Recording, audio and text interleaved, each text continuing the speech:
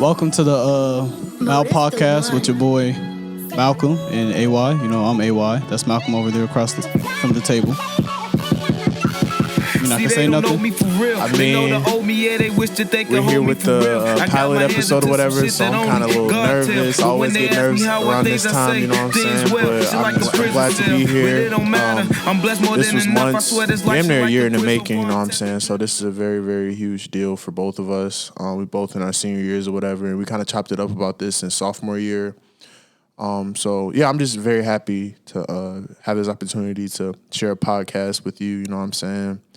I'm even though it's called the quote unquote, we're going with this for now, the May podcast. This is most definitely AY's podcast. It's not mine. It's ours. Stop saying that. You know what I'm saying? Because like the investment he put into this, you know what I'm saying? He really the investment's only half of it though. I mean, yeah, it takes both of us to host this. I mean, yeah, but at the same time, like, you know what I'm saying? Also, shout out to Ahmad, aka Back End Hillside, for the for the intro music. I appreciate you for letting us use your shit. If you haven't already, make sure you check out that song was They Don't Know or whatever. So make sure you check that out on YouTube. It's also on Apple Music. Shout out to Back End Hillside. I'll probably put a link to it in the description. Yeah. So let's get to it, man. Wabash, man. How the hell did you end up here? How'd I end up here? Oh man. So apparently at the age of like 17 years old, being 5'11", and only 185. What the hell? I don't know. It's crazy because I'm like, in hindsight, I was stupid because I'm like, nobody 5'11", 185 gonna go D1 at defensive end. So, I mean, to be fair, I feel like you could have been, like, if you had decided to make the switch to like outside linebacker, I feel like you'd be real. I mean, yeah, but I ain't never really covered before. I was primarily a pass rusher, you know what I'm saying? Like, I was barely a good run stopper, if I'm being honest, but I was primarily a pass rush specialist, whatever.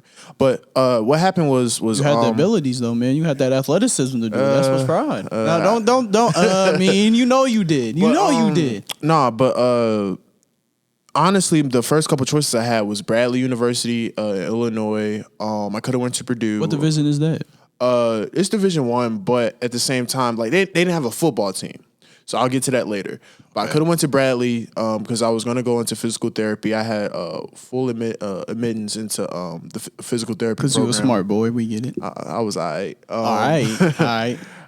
So I still haven't hit a 3-point GPA here yet, nigga. Don't say all right. Don't say I'm just all right, nigga. You doing great. It was that, and then I could have went to Purdue, just off of like my SAT scores and like my GPA or whatever. I could have went to IU as well. IU was actually my dream school for real, because the girl I was dating at the time, like sophomore year or whatever, you know what I'm saying? Like that was our whatever, but. So yeah, no, IU was most definitely on the radar as well, but it kind of got off the radar after me and that girl broke up or whatever. Anyway, and then it was Wabash, and Wabash, like we have a saying here that like, you know what I'm saying, like you don't always find Wabash, but they always find you or whatever.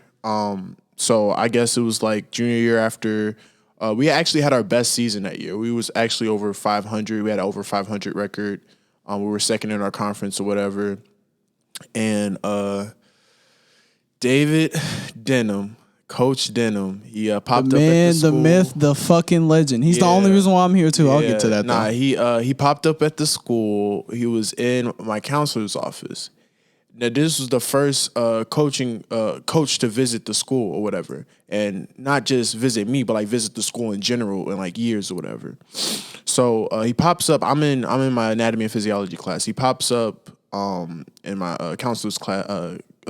Office or whatever, and I was asked to come down there or whatever.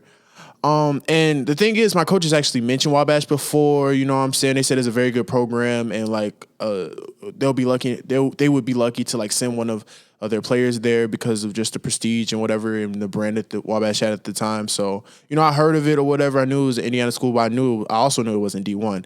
And that was me being very, that was just my ego taking over, my actual rational mind or whatever. Man, there's nothing wrong with that, Malcolm. There's nothing wrong with that shit. But no, so he came down, he was in the counselor's office or whatever, and I seen him, and you just see he's like this very ecstatic guy, very excited about everything, firmest handshake I ever had. And he just like, yeah, man, I seen your film. I'm very excited. I'm excited to see, like, you know, you're a very good prospect. You're a very good pass rusher. You have the frame. All we need to do is put some meat on your bones or whatever.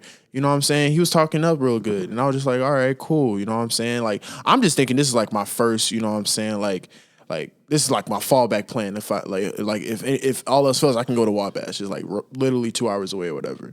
And then eventually, I don't know how he got me down here for a visit, but he got me down here for a visit for one weekend. That's the story for, I feel like, everybody. Yeah, man. And I came down here. The first person I met here was PJ Mays. PJ was the first person I met here at Wabash or whatever. And I guess he knew the right person to direct me to, just because like PJ kind of had like the same like interest as me in that particular time period, in terms of like wanting to do football or whatever. Not really having like at that time he didn't really have like a full idea of like what he wanted to do academically or whatever. But he was also from Chicagoland area, which I'm from Hammond, Indiana, which is like 20 minutes away from Chicago, so that helped as well. So he's pretty much was under like the same type of like, you know, thing that I was under. And PJ took me under his wing, and he kind of introduced me to a lot of the guys at the Toot, which is something that we'll talk about later. I came to the Toot, the Malcolm X Institute or whatever, which is pretty much like a sanctuary for Black people on campus or whatever. And I met a bunch of dudes that were, you know, the same skin color as me. Because at first I was kind of scared, because, you know, I'm like, Crawfordsville, Indiana, I don't even know what that is, where that is, or anything. Like, I remember the first time I came down here, it was straight road. And then we got into Crawfordsville, and it was straight road. And then we made one left, and then we were at Wabash or whatever. So, but yeah, no, I ran into a bunch of guys, and, you know, we kind of chopped it. This was All-Star. It was NBA All-Star weekend, actually, now that I think about it. That was the same time I met Miles for the first time. Right, I was here during NBA All-Star weekend, too. Yeah, this is the first time I was there that Sunday. I was in the mansion, but we'll get to that later. Yeah. I was, I met Miles. Me, actually, I can't even say met. Me and him shared eye contact. Like, we were both very quiet or whatever. You know what I'm saying? I was very shy or whatever. And in the same room, it was Vale, Taylor, Jaleel, Darian, TP, Marquise, PJ, and I'm trying to remember the last person. I want to say, Arlen was there too. Arlen was there too, because he was sitting right next to Miles or whatever. Just the atmosphere in there alone kind of like sold me a little bit, just because I'm like, okay, so this place is not just all white and fully boring or whatever. So the visit was, all in all, the visit went well, but I still wasn't sold yet. And what really happened was it got down to like maybe we going into senior year. Before you get into this, how did your parents feel? Oh man, honestly, my parents didn't really have much of a say. Really, like they put a lot of trust in I understand making the that, right but decision. I'm saying like, feel about this place? Yeah, how did they feel about this place? Like, once they found out about it, how did they feel about it?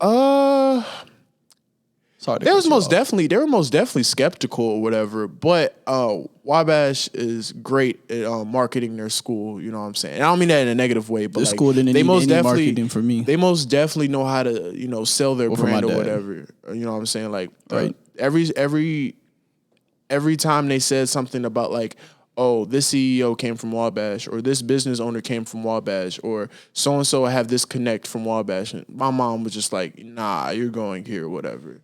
You know what I'm saying? So they honestly, and then also them having a football team most definitely like pushed it over the edge too. So them having a football team and people being well off after Wabash was kind of like what drove it home for them. But for me, it was just like, I don't know, because like I don't even like, and then I didn't even know what a liberal arts college is and how it works and what it does or whatever. You know what I'm saying? So I'm just thinking like, I'm probably going to Bradley. I'm going to go into this physical therapy program, probably have to kiss football, goodbye or whatever and all that. But another thing that I wasn't really cognizant of was this idea of out-of-state tuition. So I got the admittance back or whatever. I got my financial aid package back or whatever.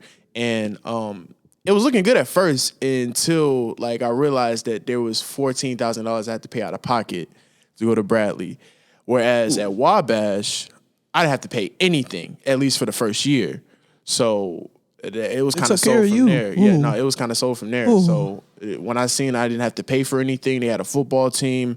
I was at the MXI, and there's people that I can kind of identify with there as well, and along with like people being like well off after Wabash, and along with like the alumni network and all that stuff.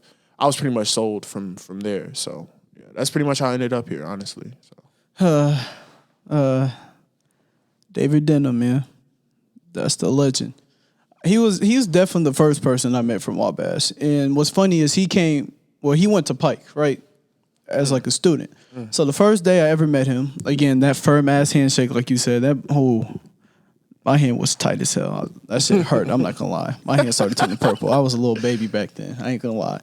But we walked down the halls and he went straight to his class photo. He said, "Look at me, man." That man, oh my God, bro, he had the most baby face ever. Cause you know Denham. He got the full beard. He looked like a big teddy bear. Oh my God. Yeah. That nigga didn't have any facial hair back then. I'm like, Jesus, he looked like a baby. But so I had a couple offers from a couple other D3 schools that I was really considering. I was really considering this school named Mount St. Joseph, which is in Cincinnati, which that was really appealing, especially for the time, because my girlfriend at the time was going to Cincinnati, and so that was like 20 minutes tops away from each other. And since I was going to bring my car, I could just drive there over the weekends after I was done playing in the games and be chilling over there. Mm-hmm. There was Wabash, of course, which was my parents' favorites, because with my dad and his connections as a private banker, a lot of the times he'll work with like doctors and lawyers and dentists trying to open their own practices and all these things. And so a lot of people he was meeting were Wabash grads, and he already knew about the prestige that the school had. He already knew everything about the school. So right. And he also had gone to a liberal arts college, so he already knew what that was. He knew what kind of degree that would be. Mm-hmm.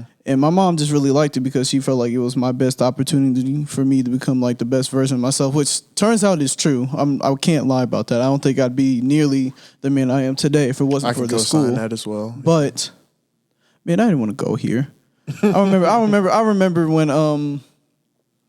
when I said I had finally committed and said I was gonna go here, bro. You know how many people called me gay wide, bro? That shit was out of control. Oh yeah, we have to put a disclaimer for people that don't know. Wabash is an all-male college, all-male, predominantly white I college. didn't think I was gonna go here, but originally I was gonna go to Mount St. Joseph's, but I decided not to because I'm like, I can't just go there just because my girlfriend's close. I gotta go there. I gotta go somewhere for myself.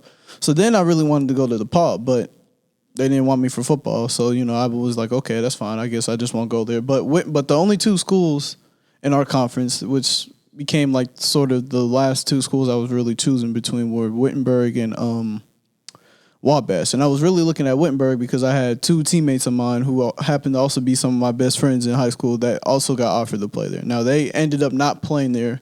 One is at Purdue and the other's at Indiana State. They decided to become just students. So once I figured that out, and I actually came to Wabash and I met all the people and I met Brian Parks and Vel and Satchel. I was like, okay, yeah, I'll come here. Why not? Because I felt like me wanting to be a doctor, I felt like this place would be probably the best place for me to be successful at the time. Because, I was pretty good at biology in high school.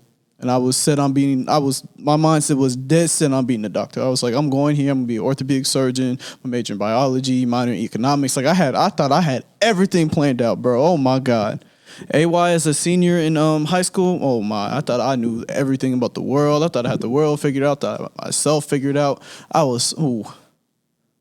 miss high school sometimes, I'm not gonna lie.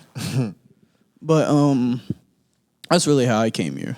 I feel like I got tricked though, because I know the first person I met when I came here was Leon, actually. We kind of met like through passing, but like, cause I think I was on my way to meet Coach Frank or something. Mm-hmm. And I was with David Denham. He's like, oh, here's Leon. He's like, he's the other corner that's probably going to be starting with you either this year or the next year. Because hold on. Oh, we got to get into that. Hey, they sell, oh my goodness. But the thing is, it wasn't just, like, I could understand I could understand if it was just like Coach Denham saying this, but when I would meet Coach Frank, he would say the same thing. Yeah. And the same thing with like Coach Morrell. And I've had like since I've been back, like my sophomore year, I had a meeting with Coach Frank and Coach Morrell separately, and they both told me, you know, that they were shocked I was able to come. Like I was able to come here. They thought I would have offers from like other places, other like higher divisions and shit like that. But it just didn't happen. Which I'm okay with it. But you know. He was the first person I met. On my way to meet Coach Frank, and oh my God, we'll talk about Coach Frank later. But he's cool off the field, but on the field as a coach, I can't stand him. But it's a couple things. Like his monotone kills me because like if you're excited about something, he'll just be like, yeah, all right.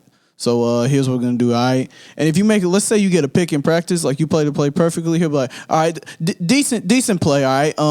What we can do here, all right, is all right, we just got to drop a little bit back further, all right, because, you know, you got to remember you got to protect that the safety from the corner, all right? Just, you know, sink back a little bit, all right? I'm like, bro, I got to pick. What do you mean? I can't play that anymore. I'm not going to lie. There was one defensive meeting where, like, Jesus. I bet my partner right next to me, I forget who I bet. But I was like, every time I said, let's do a game. Every time Coach Frank says, all right, in this like time. Bro, I promise you that's a drinking game. Call it. I said, let's put 50 cents in the pot. We probably ended up with like probably $10 to $15. Hey, no way. Yeah, we was like, yeah, nah. But yeah. That's that man's favorite word. All right. Yeah. After every sentence. All right. It's like he's asking for confirmation. All right. But, I guess we can move to talking about our experience our freshman year. Freshman year? Ooh. Oh, man. I can go first this time. Yeah, I mean, we can make it more of a conversation, but, man, I remember coming in here thinking, you know, I had all this confidence because I thought I had everything figured out. I thought I was just going to have to get through college. And I'm like, man, I was taking all these, like, college level courses in high school, and they were easy as hell for me. I'm like, man, it's about to be a breeze here. And everybody that had went here was like, oh, this is a hard place. But I'm like, man, I felt like I was just smarter than like a lot of people because in high school I was getting like 3.5s and I wouldn't study, I wouldn't do no homework. I would just sit in class, talk all the fucking time. So I'm like, okay, I'm gonna come here. It's gonna be a breeze. I'm gonna get everything done. I'm gonna become a doctor, easy, simple. I'm gonna be an All-American on the football field. I didn't plan on running track either. Like Coach Morgan used to call me. I used to dodge his calls. I promise you, the first time I talked to that man was after football season. I did not have one conversation with that man coming in here. Like, he would call me, leave me voicemails. I would not answer back. I kind of abandoned. I don't know if he remembers that, though. I kind of abandoned track, too, after high school. Not necessarily because I wanted to, per se, because I actually enjoyed track. I think I was so sold on the dream of, like, starting and, like, being I just wanted to be a one-sport athlete. Right. That two-sport shit, like, because, you know, college is a lot of work. So I'm assuming, I'm like, okay, if I just drop one of these sports, one, I'll have a lot more free time. But two, that gives me like an off season where I can go every weekend to go see my now ex. Or I could, or she could come over and it's like, damn. Like now thinking, like looking back, it's like, damn, man, you were an idiot. But like, that's like, I feel like a lot of people that come here were definitely in relationships with the time that they decided to come because they're like, oh, there's no girls. I'll be fine. I got a girlfriend. And then y'all break up after like your freshman or sophomore year. And it's like, what the fuck? What was I thinking? Nah, I mean, I've been tricked, hoodwinked, bamboozled. I promise you. Nah, but I agree with that though. Cause I feel like, you know what I'm saying? Like, honestly, a lot of the dudes I met had girlfriends when they first came. That's what I'm saying. Like even like everybody I've talked to. Like Zay had a girlfriend. Zay had a girlfriend. I don't know if Leon had one. Yeah, I don't know. I didn't really talk to him before. He didn't have one. I think he had just gotten out of a relationship, but he didn't have one. Yeah, but no, I remember he was a smart man. He was smarter than all of us. He was ahead of the curve. I remember Zay had a girlfriend. I obviously had a girlfriend or whatever. But yeah, no, I wanted to do track, but I kind of dropped it because coach was like, we need to get you. Because I was still like 185, 190. He was talking about getting me to like 220 within a year. And I was just like, a 40-pound jump is like, there's no way I'm going to do hurdles and be like 225 in 1 year. So they just told me that, let's see, I think, so I graduated high school like 165. I think they told me to be at like 175, and I think I came into training camp at like 180 and was able to stay at like 180 during football season, which I felt great. But Freshman year for me was like, honestly, I hate freshman year. I hate like okay. I wouldn't say I hate it. hated it. I would say that like I'll get into why. it most definitely like gave me a glimpse. Sophomore year probably was the toughest though. Yeah, for no, me. sophomore year was most definitely toughest. It gave me a glimpse of what Wabash was gonna be really like. For me, I was in a situation where I had to like do a lot of growing up, not in terms of maturity per se, but in terms of okay, let me put it like this. I was probably more sensitive to stuff then than I was now. I was more sensitive to criticism, jokes, like all types of stuff. Like now I'm still You're am a still little bit, You're still, but not as sensitive. much. But not as much. You've gotten a lot better. Yeah. But like no, like that around that time, a lot of stuff was getting to me. Whether it was criticism from the coaches, whether it was getting a subpar grade in biology, or whether it was one of the professors saying that my like writing wasn't up to par. Like it was a bunch of stuff. Bro, that, like you know really- what's right? Yeah. When I came in here, every professor that I wrote for, and I even had like an English 101 class, they said I wrote well. It's just that, since I would do papers last minute, I would have a lot of grammatical errors, which, I probably still do because, again, I do probably most of my papers last minute now. But, like, when I look back at, like, those writings, I feel like that, like, all my writings were trash. I feel like they were all ass back then. And I still feel like a lot of the papers I turned in that last minute, I still feel like a lot of those are ass. And I'll get, like, B's, B pluses, sometimes A minuses. And I'm like, wow, am I really this talented? Like, I remember, I'm sorry to go off, like, kind of kill, but I remember that summer going into our senior year, and you remember that monologue I wrote? Yeah, I sent that to Coach Morgan and Dean Jones, and they were like, when they responded, they were talking about how like I had a gift. They were like really impressed with what I wrote. They felt like the tone, it felt like the mood of it. They were like really impressed, and it was very James Baldwin-esque, if I do say so myself. But yeah, but in terms of freshman year, I just think that like it was just a time for me to like really, really grow as a student, as a young man, as an athlete, as I don't know, as a person who was like still discovering himself. Because I feel like they say in high school you discover yourself. I still feel like that's bullshit. That time period from like 18 to like 20, like practically undergraduate. Me, I feel like there's two versions of yourself. There's the version you think you know, which is what you figure out in high school. That's where you find the person you think you know most of the time. And then when you go to college, that's when reality smacks you in the fucking head, and all of a sudden now it's, okay, this is who you really are.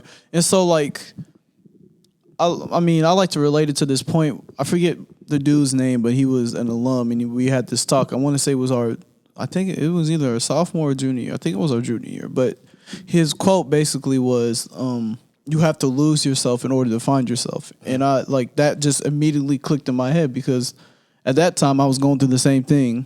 And it's like, oh my God, like I thought like you come in here and you're like, oh, you have all this confidence because you think you have found who you are.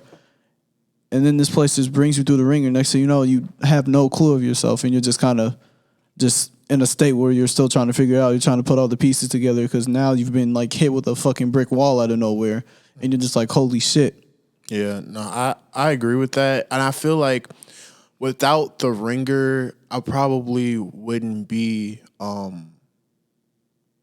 don't know. I wouldn't be the person that I am right now, that I'm proud of. You know what I'm saying? Like, I feel like, Wabash has most definitely done a good job at like breaking me down and building me back up. And I want to say that is attributed to not just the rigorous nature of the college, but also like the cohort of people that we have, and like our the peers that we have that are kind of like very supportive or whatever. Like you as my roommate, you know what I'm saying, my other roommates, and just people who have kind of went through this before and like have no problem with just bringing people up with them.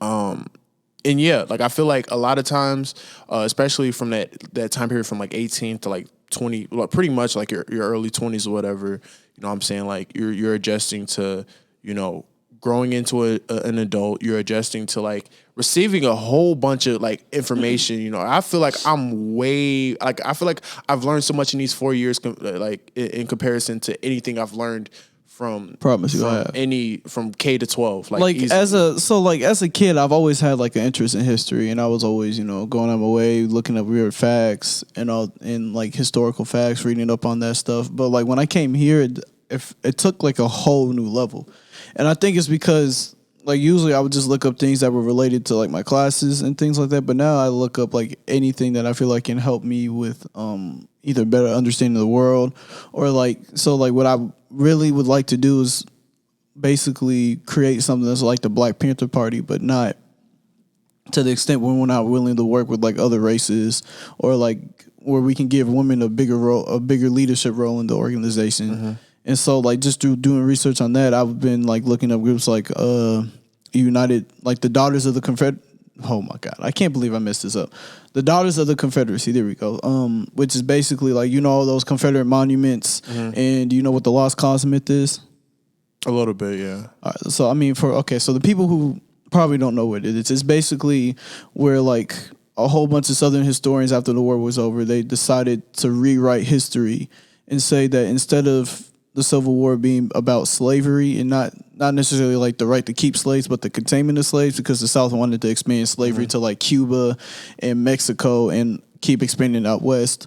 But President Lincoln wanted to contain it. He just wanted to keep it to the states that it already was, and he didn't want them to expand it. And the Confederacy didn't like that. And so it takes that part of the narrative and tries to flip it and talk about, it was about states' rights because the Union just wanted to take away like the Southern states' rights. They were the ones that were the aggressors. They decided they were trying to invade the South and all these other things, when it's like, well, the South started the war at Fort Sumter for one. They're the ones that fired the first South, so they're the aggressors anyways.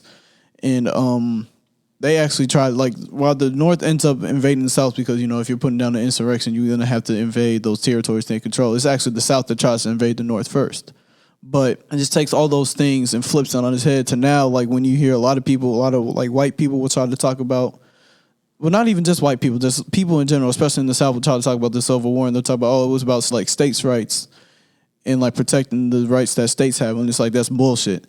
And like the brilliance of it is that if you don't do your research and you just look at it, you'd think like, why would they fight over slavery? Like, it's like today we have hindsight. Like, hindsight is always 20/20. We have the benefit of hindsight to look back and be like, okay, that was bullshit. Like, slavery was inhumane. It was right. It wasn't just. But back then, the problem is you have to put yourselves in the shoes. And back then, even to the common Confederate soldier who didn't own slaves, they were fighting for slavery because they felt like slavery was the best way.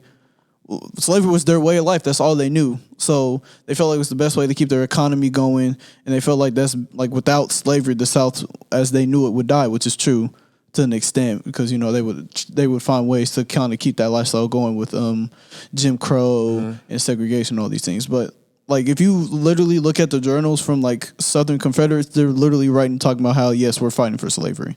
And they didn't even own slaves. So I've been looking at like them and putting together how they were able to create this false narrative by just being the main educators of these young men and women in the schools mm-hmm. to now where people believe that the Lost Cause myth is truth when it's nothing but a myth. It's all falsalities that were created just because the South kind of had like this shame about losing this war that they fought and lost a lot of lives. And it's like, well, we have to reconcile this and make it so it's like we didn't just fight for nothing. Right.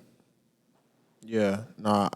And that's just only a nibble of what you've learned in like the past 4 years or whatever, you know what I'm saying? Do you want to give them a little bit of what you study here at Wabash? Or? So I can talk about that through my freshman year experience. So like, again, I came here thinking I tried to major in biology and I was set on becoming a doctor. But at Wabash, we have two classes that are unique here, which are freshman tutorial and freshman EQ. Mm-hmm. So tutorial is our first semester class that's like this, and EQ is the second semester half of this class. But so my freshman tutorial was about religion in America, which I have. So for me growing up, I've had a Seventh-day Adventists as my neighbors who are from Kenya. I have neighbors who are from India and they're Hindu. I had neighbors who lived across the street from me who were Islam. I said Islam, who were Muslim, and like Pike High School, even though it's a predominantly black school in a predominantly black township, it's still very diverse in terms of like the other ethnicities and cultures and religions that make up that school. And so it's like I've always had an interest because I've had friends who were like, I had a friend who was Sikh. I have friends who are Muslim and all these things. So like I get I get why they're so angry at this country sometimes, because this country just has a misunderstanding. It reminds me of that clip of that video we were watching yesterday with Isaiah, where this white woman was like, "This is a country like made in God or something like that, not Allah." And I'm like, well, like, right, come on, bro. Yeah. Like, it's the same thing. Y'all literally talking about the same thing. Allah is just a word for God in Arabic. But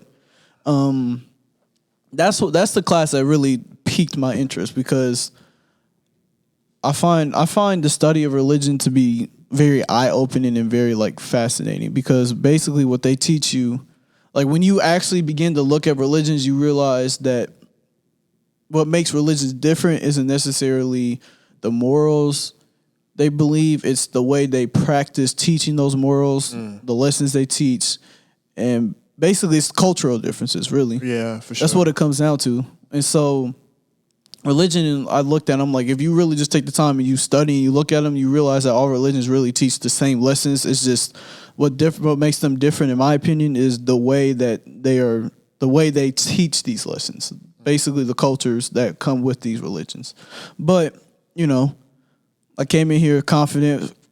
Camp for me was 2 weeks of hell, but I was having a blast. I was doing well. I remember my first day I had to pick on Oliver Page, and you know, I was right in front of Coach Denham. He was like, "Did you just pick that?" Yeah. You know, I'm feeling big. I'm like, damn, I'm about to come here start. I even had Ryan Walters worried I was going to take his job. He didn't tell me that, but he told somebody else that told me. I forget their name at the time. But like, I had him scared I was going to take his job. I was feeling great. And then like, so the thing about me that I feel like the coaches didn't understand is that in practice, I always make a decent amount of mistakes, because I feel like practice is a time for me to make mistakes, try new things, and all these, and just, you know, kind of get a feel out for their game plan and everything. And I feel like just because I was making mistakes in practice, their trust in me started to fade, diminish a little bit. Yeah. And I was at a time where like I still didn't have complete confidence in myself. I feel like it's important for me to have the confidence of other people in me to really allow me to play how I want to. And I feel like they were kind of like trying to hold me back, because there were things I would see and they would tell me, well, I can't play like that because that's not how we play here, which I think is stupid. I feel like if a player has the instincts to go make a play, just let him do it. So like, it's like Lawrence Taylor, where like, you know, he was supposed to be in coverage, but at the end of the day, they said, do whatever you want, bro. If you feel like blitzing and going the rest of the quarterback, go ahead, because most of the time that's probably going to be a positive outcome. And so I feel like they just took that kind of freedom away from me. And having like my defensive coordinator try to take that freedom away from me in high school really hurt my confidence, to the point where it's like, okay, if they don't even believe in me, then I must not be as good as I feel like I was. And so that starts to tank to my confidence. And then just the first semester of school was, especially biology for me, was real rough. Hey, we was in biology together. That shit was real rough. Like, the thing. Okay, so I had an A in AP Bio. Came here, got a fucking D in biology, and I'm like, oh my god, and I'm like, damn, like that really knocked me down. Like, now my confidence is really hurt, and then just going back to football practice and it being hurt even more because they're losing their patience with me, and it's just like at that point I was starting to really get low in my confidence. But the main thing that helped me stay up was actually my ex. She, like, I don't know, she always had believed in me and everything. And that just kind of just kept me up and would keep my spirits up. But yeah, no, I'm kind of on the same tip with you in terms of like this idea of like losing confidence. In football, you know what I'm saying? Like, I was also feeling good myself. We had our conditioning test or whatever. We ran 110s. I killed that shit. We ran 110s and I was burning everybody. Like, I think literally. I was running. So I forget the time they gave us, but I was doing. I had like I'm gonna say 14. I think I had 14. Ours was probably faster than that then. But like, so like for the training going into that, for the 110s, I was running on the track. And so I was running 100 meters on the track, which is like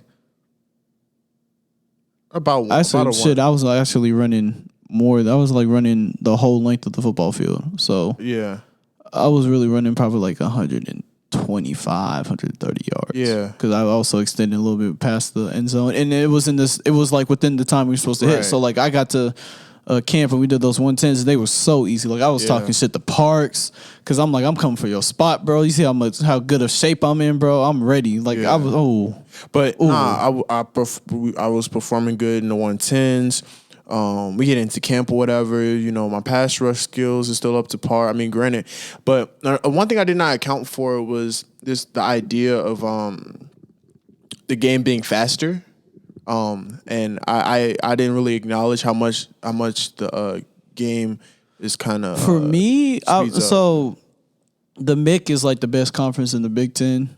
And like I had already guarded like a whole bunch of D1 receivers, which I didn't my senior year, and I didn't let any of them catch like passes on me. So like for me coming in here, the game wasn't necessarily fast. Like I could still read everything just fine.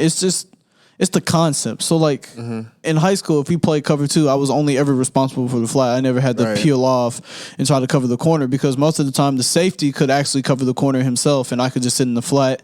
I didn't have to play like 7 yards off or 5 yards off for playing a cover 2. I could play how I wanted, which most of the time I would line up on the line because I would usually just jam number 1. So by the time, you know, number 2 runs it out, number 1 who's probably running a fade, he's already been slowed down. So that timing's off. So that gives the safety time to get over there.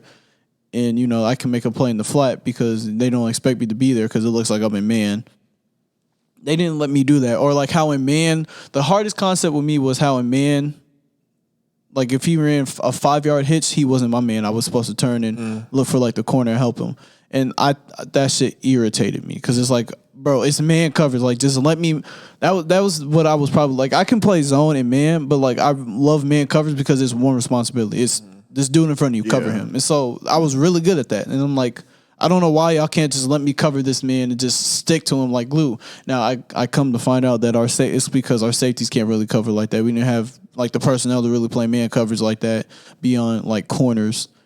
And they weren't nearly as athletic as the guys that I was used to playing in high school with. Even though we lost every game in high school, we still had some dogs on our team. Right. So. I was kind of the same tip too in high school, but it was just because we were dealing with a smaller pool of talent. But definitely, yeah, no, and but yeah, it was most definitely a confidence thing because I was smaller than everybody else on the D line. I'd always been smaller than everybody. I mean, like I said, this thing that separated me, which I feel like is also what separates you, is your instincts, right? Because like I remember there was this one play.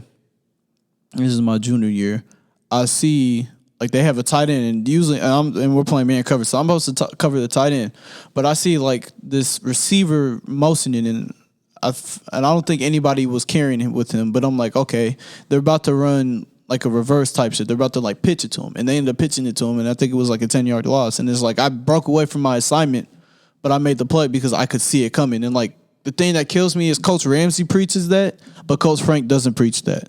Like Coach Ramsey, I feel like now if I would have come back, I probably would have a better time because I wouldn't have to deal with Coach Frank because Coach Frank was all about technique, playing within the system, staying in the system, and the plays will come to you if you do what you're supposed to do. Rightfully so. Whereas, I mean, yeah, there's nothing wrong with that, but I'd always been somebody that was raised to, you know, sure, play within the system, but if your instincts tell you something or if you see something in film that you can recognize on the field, go attack it. Because they trusted me at the end of the day. Even though my defensive coordinator didn't want to play me my junior year when I should have played, but you know we don't got to talk about that either. But like I feel like Coach Frank saw this a play. I forget the dude's name, but like he knew a bubble screen was coming, so he jumped and he got a pick 6. This was like in a college football game, and it just kills me that he uses that as an example, but then he doesn't preach, you know, letting me do whatever I want in terms of like if I feel like something's there, let me go ahead and attack it. Yeah. And then I think about like around the time when I was really trying to compete for a spot, I think I was just very discouraged because I was literally it seemed like freshman year at least, it seemed like no matter what I did, I was all the ways at the bottom of the depth chart. And I think it was a combination of things. I think it was one because obviously the juniors and seniors had experience. Let's keep it real. Like it's experience along with them having them being bigger because at that time they wanted their D-line to be beefy. That's fair. I feel like the main, like corners wise, I feel the main advantage the corners had on like us freshman corners was that, at least for when it came to me, And knowing the plays. Ahmad and Leon, was just the fact that they were used. I mean, one, they were bigger than us, which fair. But nobody could ever block me because coach, like a lot of coaches would teach you to take on blocks with two hands, which I don't feel a problem with that. But for me, I would always attack a block with one hand because I have long ass arms. So it's like if I can get one hand on you and control you, the only way you can block me is if you hold me. And if I'm just gonna sit on the outside, I can sit there with leverage. And then when the running back or the receiver goes behind me, I can just throw you off and make that tackle when he gets to about my level. But Coach Frank didn't like that. He wanted me to always attack blocks with two hands, which I feel like is stupid. Just let me, again, it comes back to just let me play how I want to play. But what was I about to say? Oh yeah, I feel like it's just their knowledge of the scheme, really, and their use, and like the fact that they were used to being able to play like man covers. If he runs a hitch, they just turn off to the corner, because that took a while for me to learn, because every time I had ever played football, ever played man covers, if my man ran a hitch, I was on that hitch, and I was knocking that shit down, or they weren't throwing it. But honestly, I think I was more. I think I was more discouraged in football than actually the classroom. Even though like I did take some lumps in the classroom as well. Like I got really got me. My first, like I got like 2 C's my freshman year. So I got a C in Bio 111 just because I didn't perform. Hell, you too got a well. C?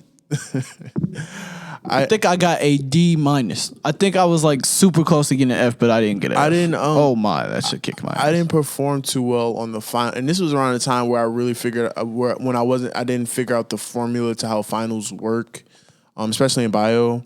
But yeah, so I got a C in bio, 111, and this was around the time I was planning on going and taking the pre-med track, so I was a little bit discouraged in that regard. And then I got a C in music, and I don't even know where this professor is now, but yeah, man, like he wasn't really very. Is he black? No. Oh, okay, that's what his name was. I think it was Professor. I forget his last name. I forget, but I know that he had a son that went to Worcester or whatever, and I think he was a I think he was there for a temporary time or whatever, because I haven't seen him since, but everybody so in the class got fucked over. That's funny. I feel well. That's okay. I like to put accountability on myself whenever I don't perform well. But in that particular case, I do feel like he could have been a little bit more considerate in terms of like him knowing that like I've never been in a music class before, and the only reason why I took that class was because that was literally the only class I can get on my scheduler at the time. Because all of the theater classes were taken up, and all of the other like fine arts, whatever, were taken up. So music was the only thing I could do. So I'm in music, never done it before, barely know what an eighth note is, barely know what a half or whatever note is. You're a rap historian. I don't know why I couldn't get that out. Yeah, and then because like a good like 25% of our grade was like we would have like these one-on-one sessions where we had to play notes for them on the piano, and I'm just like, I barely know where the home key is, or like whatever that's called. I don't remember. You should have just. I think okay. So my sophomore year, I took world music with Makubia. Mm-hmm. You should have took that class, because he didn't make us play like any instruments or like have to read any notes. He just wanted us to know like the historical importance of it and like what each instrument was called in each culture, and to be able to name like the countries in each region we were looking at. So at this time you got to think that like we're coming in, anything that was one like something 100, I'm thinking it's going to be easy, because that's pretty much how they have it ingrained in your head. Like if it's 100, it will probably be easy or whatever, which is true. That's how they have it in like every university, right, which is true. But here at Wabash, this is slightly different, because like even like something that's is what I consider as simple as like basic theory and notation in music was actually very, very hard for me, especially when it came to like having to play the piano or remembering.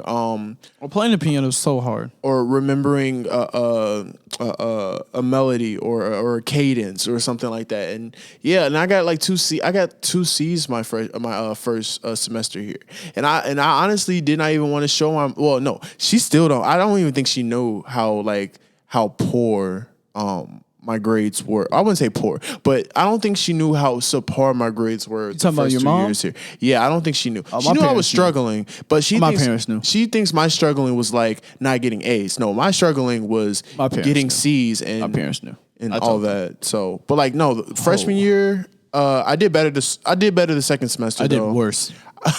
I did worse. There's a good reason for that, which I'll get into. Which follows into the fact why my sophomore year, I feel like, especially in that first semester, was so tough on me.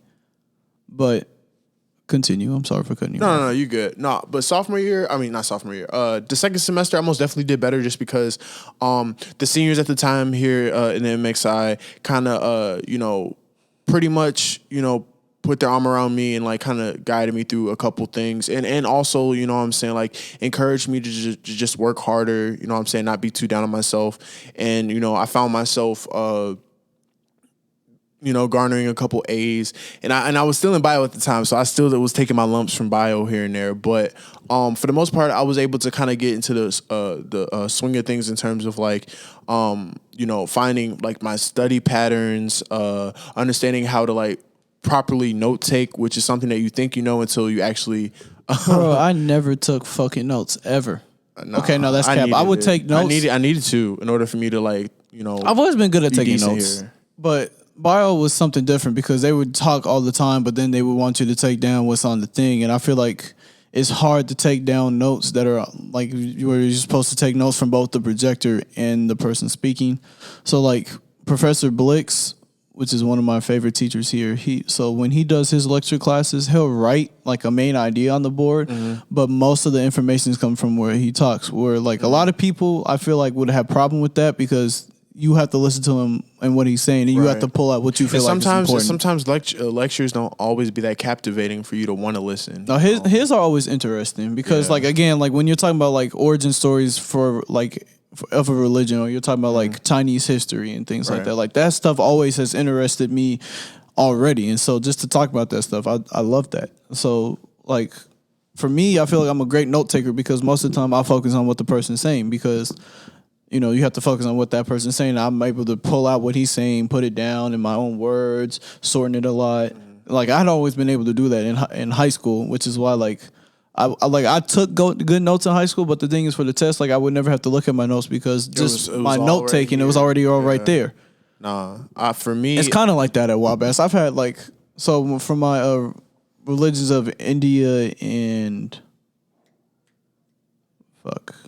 it's like religions of India and something else I forget. But basically, like the two main religions we talking about were Islam. Oh, in the Middle East, was Islam and Hinduism. And so, like the first quiz we had, I got everything right in that quiz, and I didn't even study for it because, like, I was taking so good of notes, and I was so engaged with that class and what he was saying that I was able to get an A because, like, I already knew all this stuff because the notes that were in there were basically they weren't even really his words; they were my words just coming from what he was saying. It was me taking it apart and going, "Okay, I can do that." So, like, note taking was never a problem for me. Although biology, I just feel like. I feel like it's too complicated. Yeah, and then way too complicated. And then to kind of explain it to the audience, it's like here at Wabash, and specifically in the biology department, we don't have Scantron. We the easiest multiple choice. No I've only multiple taken. choice. Let's see. This is my fourth year at Wabash. I probably only taken like 4 multiple choice. I would say I probably taken 3. Or quizzes. I probably took 3 that were multiple choice, and 2 of which was in Black Studies. Multiple choice is not a thing. Yeah, but so there's that. There's no multiple choice, and then so it's understanding what you're learning, but also applying it to other stuff, and that adds a whole nother level of like complexity, especially here where it's already rigorous or whatever. So biology was most definitely tough here.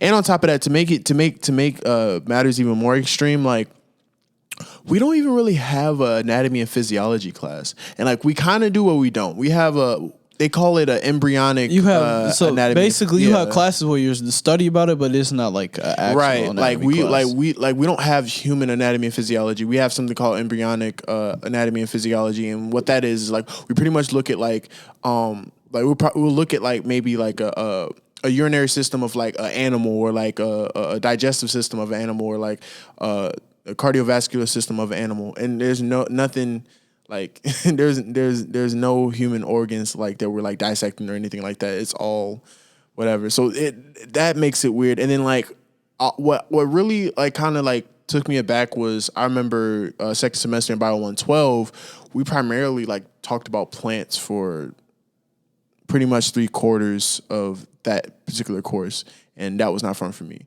So AY kind of mentioned how like he kind of went into religion. I kind of shifted into English. Other reason why I went into religion was because biology was kicking my fucking ass, bro. I had a D- the first semester, and I'm coming back. I'm thinking, okay, I've got some things about Wabash figured out. I had a couple B's, I had a C, and so I had 2 B's. I had a B- and a B. So I had a B- in my freshman tutorial. And I had a B in my English 101 class, and then I had a C in Psychology 101 with Horton. Shout out to Horton. I love Horton so much. Tough. I've only had him for one class. He's a tough cookie, but I love him to death. He still remembers my name. He's a tough cookie for sure. Love that man though. Yeah. But and then it was biology, which I had a D. So my GPA ends up rounding like averaging out to a 2 point with that. My second semester, I was below a 2 point, and in my life, I had never been below a 3 point. And so that was an all-time low. Like already being below a 3 point and being like with the 2.0, which my parents were okay with because they understood. They understood a lot better than me that I was really going to struggle at college, and that shit sucked. But I still had my girlfriend at the time, and so like that really helped me out because again she was in college, but she was a year older than me, so she could kind of help talk me through some things that I was feeling.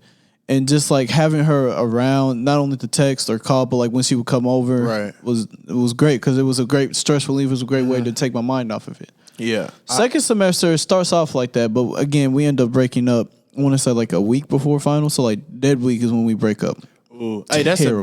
That's such bad timing because dead week is not even dead week because there was cases where we still had classes, we still had tests, and stuff like that. Bro, that shit that took papers, that took the wind out of my assignments, sails. all that. And so like the thing that makes like that's a real transition period to my life where it's like damn, like that's when shit really starts hitting the fan for me because I was already doing like really bad in Bio 112 because it was hard to stay up in that class. You're also living in a single where you were pretty much isolated. I mean, I didn't isolated, but like kind of like you didn't have like the same camaraderie that you have now.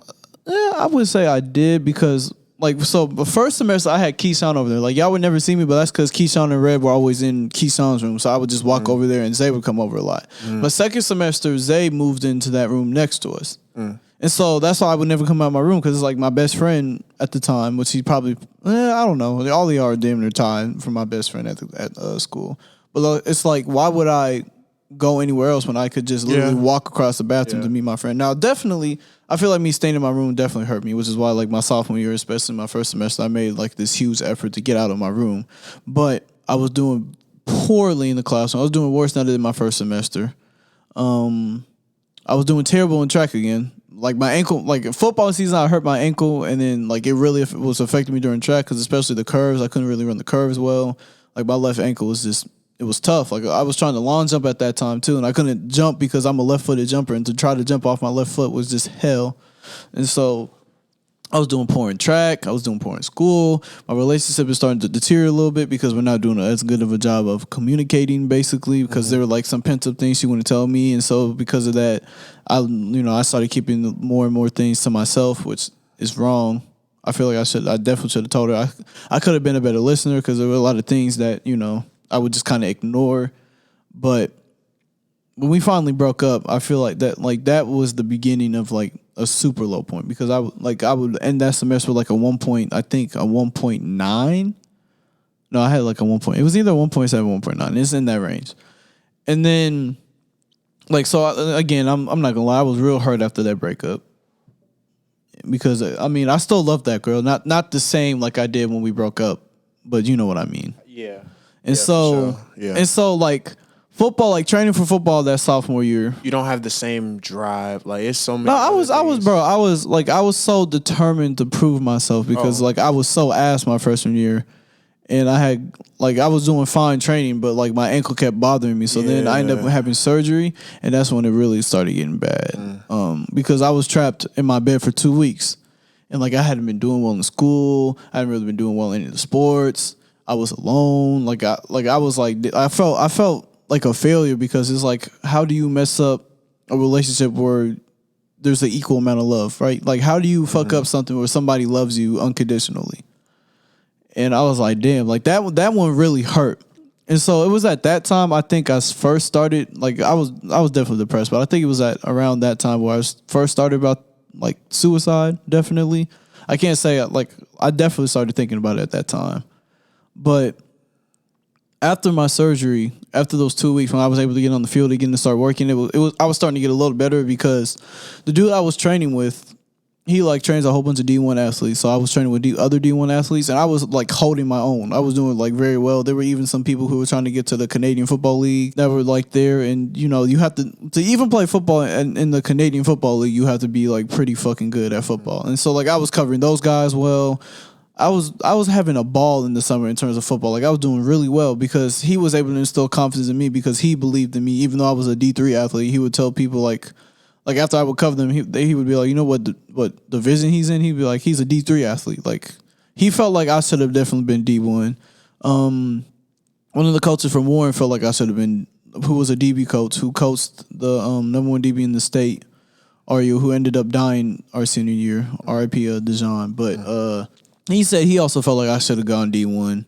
And so it's like, and then like again, like during the season, I would have a conversation with Moreau, like, because I was frustrated. And I'm like, why am I not getting my playing time? It was originally the excuse was that I was hurt. Like, you know, I had gotten cleared like a week before practice, even though I was still practicing, doing all this stuff. I had medically officially gotten cleared a week before we went to practice. But they're like, okay, we're going to slow you down. We're not going to let you do any team things, only individual drills. And so that shit killed me because all this conditioning, all these reps that I had gotten and I had improved, all of a sudden it starts going back down because now I'm sitting there for like a week and a half, not have done shit outside of team drills. And it's like, it's like, come on. Like I felt like that was bogus. And so after that, it's like I'm healthy. I've proven myself healthy, but you know, they still don't want to play me for some reason because those fucking grade sheets, I hated those. Where like we had the coverage sheets, I hated those because I would always get things like red and white mixed up. And that's because for me as a corner, that's the same coverage to me. The only difference for red and white is what safety goes into the box and what safety doesn't go into the box. And like, so for me, like Coach Frank will always be like, well, Thibodeau knows this and you don't know this. So how could I play you when like somebody who's like a third string knows the difference between this and you don't? And I'm like, two things that really piss me off about that. One, to me, that's the same coverage. It doesn't matter. Like, who gives a fuck what safety has to go down for me? I understand my role and I know what I have to do. I know what coverage I'm in. But the other thing that killed me about that was it didn't matter if I knew the coverage or not because the safety was responsible for calling the coverage.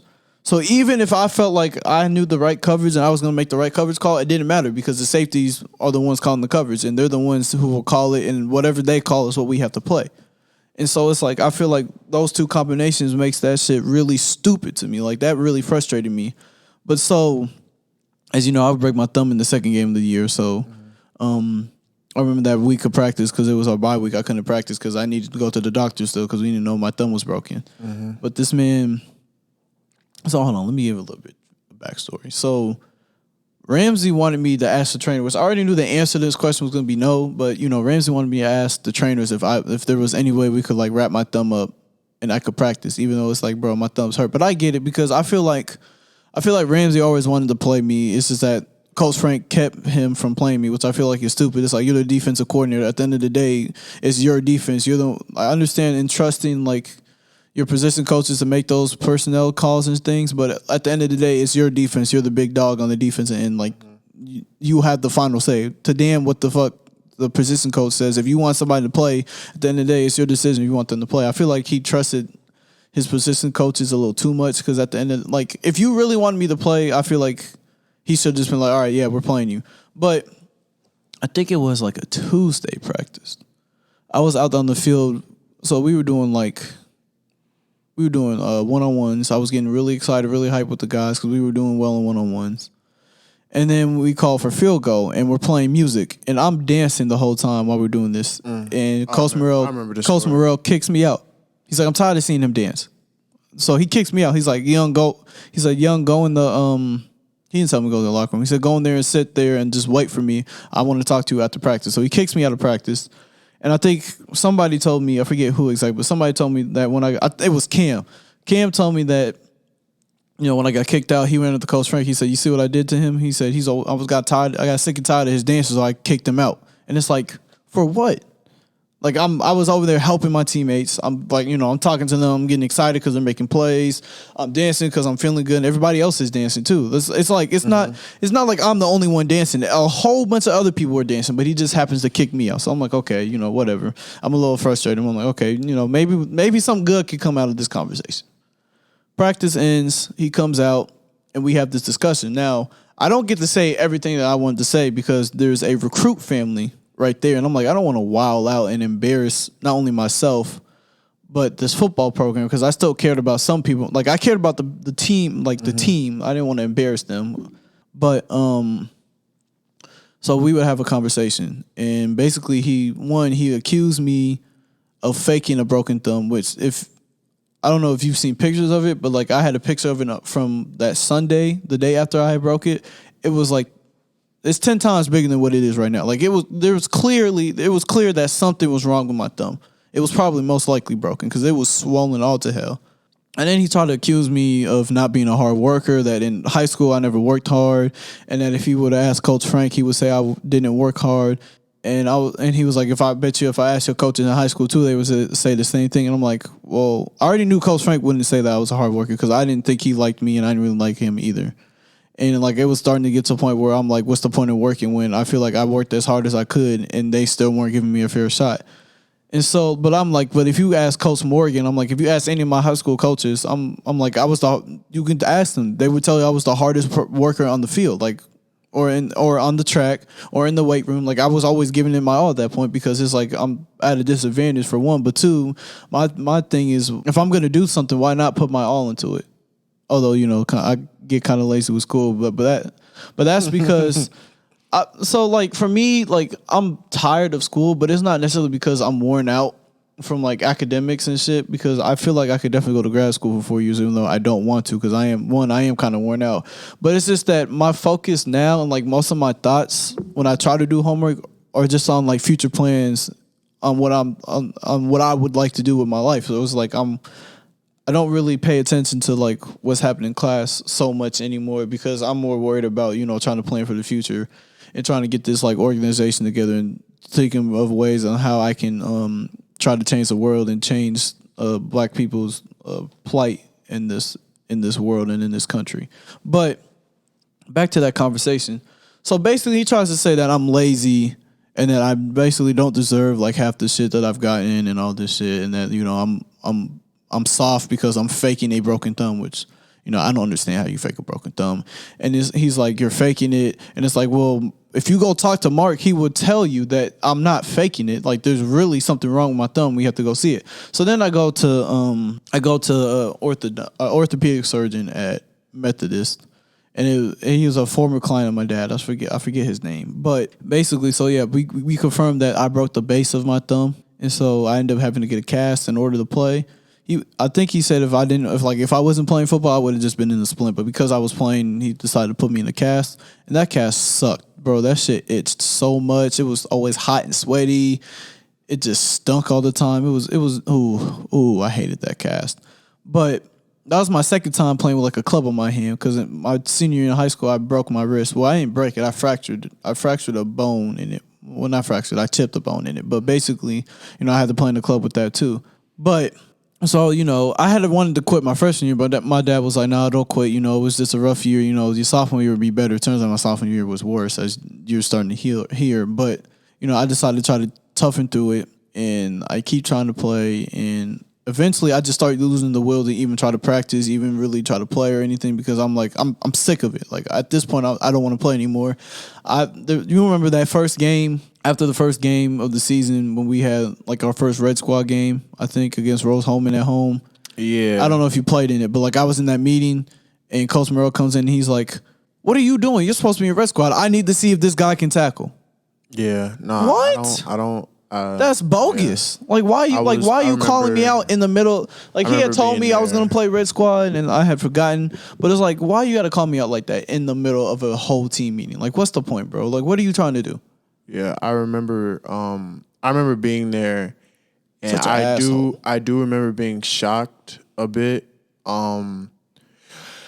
Honestly, I feel like the whole Wabash culture kind of shocked me a bit in general. Just in terms of like how the football culture as well as like the entire Wabash culture in general, just different, so. But I hate the football culture here, and it's not even the players because I can generally say I enjoyed everybody that was on the team with me for those 2 years. Like I had fun with the guys who were on the team.